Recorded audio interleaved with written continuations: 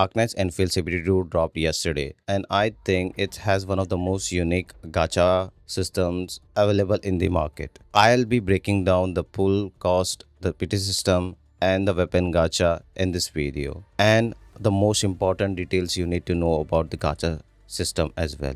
Let's dive in.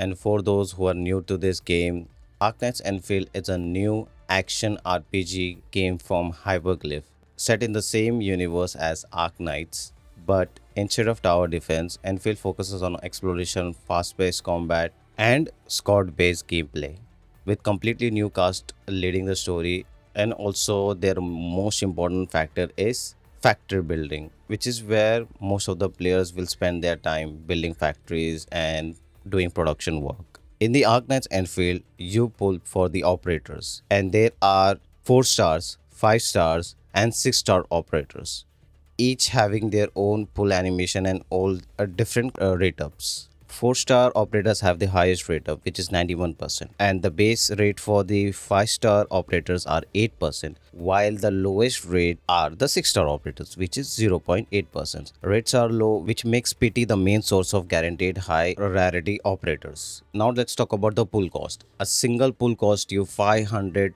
oro berry, and 10 pull cost you around 5000 oro berry, which is the same for standard banner and the limited banner as well. Arknights Enfield also has a PT system, and it which is divided into 3 different types. First is there is a soft PT, there is 50-50, and there is hard PT. The soft PT starts to trigger once you reach 65 pulls. So soft PT starts to trigger, and each pull will have a higher chance of getting a 6-star character. Once you reach the 80th pull, that's when the 50-50 triggers. You will either win 50-50 or lose 50-50. And if you lose 50-50, then you have to reach the hard PT, which is 128 pulls.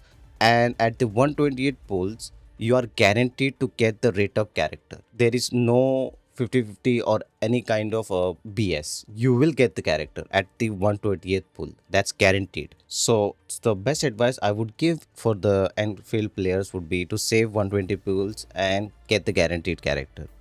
Now let's talk about how PT actually works when banner ends, because this is where things get tricky and a lot of players get confused. Enfield has 2 different PT counters running at the same time. First, you have 80 pull PT, which guarantees a 6-star, but that's a 50-50 chance. You might get the rate up character, you might lose it. Then there is 120 hard PT, which guarantees the featured 6-star operator no matter what. Now here is the important part. The 120 hard PT is a one-time safety net for each limited banner. So if you get the rate up operator early, for example, let's say you win 50-50 at 65 pulls, the 120 guarantee disappears for the rest of the banner. You won, so the game resets the long-term protection. Meanwhile, the 80 pull 50-50 never disappears until it triggers. That one is always active. And if you do hit the 120 hard PT, both counters reset back to 0 automatically, because you have already gotten the guaranteed rate up. So how does this carry over between banner works?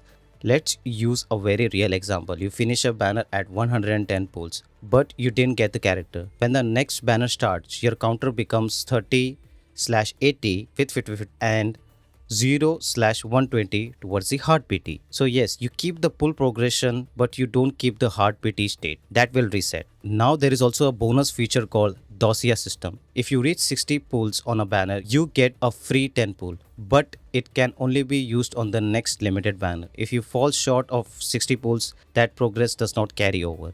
Finally, the token tribute system. Every 240 pulls you do, no matter what, you get a guaranteed copy of the banner operator. It's basically a long-term spark system for players who stick with the game. To summarize everything, 80 pulls equals guaranteed 6-star, but with 50-50. 120 pulls equals guaranteed rate up.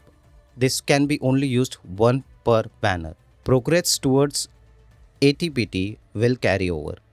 Hard PT does not. 60 pull gives you 10 pulls for the next banner. 240 pulls always guarantees another copy. It's a lot of safety layers stacked together, but once it clicks, the whole system starts to feel much more predictable.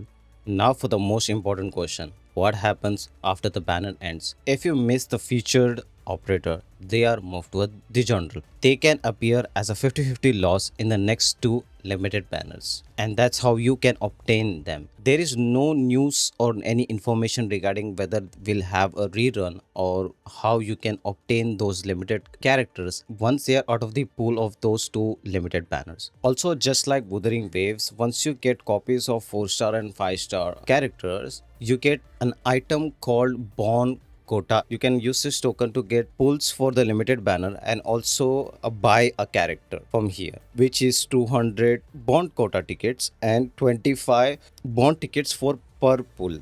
And that's everything you need to know about character gacha system. And if you have any questions regarding the characters gacha system, write it down in the comments down below. I'll answer them one by one without failing.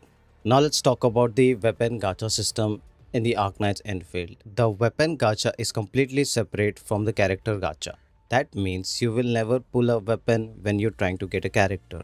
No wasted character pulls. And here is how it works. When you pull on character banner, you get arsenal tickets. These tickets can be used on weapon banner. You can also buy weapon directly in the shop using these tickets. Now let's talk about the pity system, the rate ups, and how you can obtain the 6-star limited weapons. So for the rate ups, the 6-star rate ups is at 4% and the banner has 75% and 25% ratio. 75% is for the rate up limited weapon and 25% is for other 6-star weapons in the banner itself. For the PT is just at 30. So whenever you reach 30 PT, you will trigger the 75-25% ratio and get either the rate up weapon or the 25%. And this PT does not carry over to the next banner. So you have to make sure that you reach PT on this banner itself. And that's everything you need to know about the character and the weapon gacha for the Arknights Endfield. Let me know what you think about the gacha of Arknights Endfield. Do you like it? Do you hate it? Or do you want to see changes in the future? I hope this video was helpful for you to understand how Arknights Endfield gacha works. Thanks for watching. Have a beautiful day. See you on the next one. Bye bye.